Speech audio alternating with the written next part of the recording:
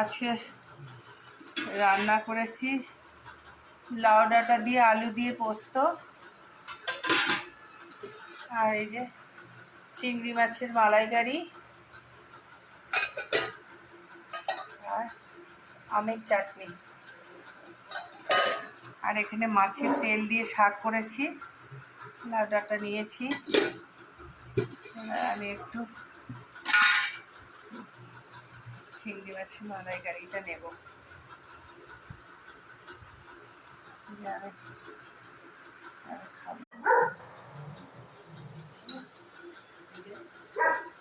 চিংড়ি মাছ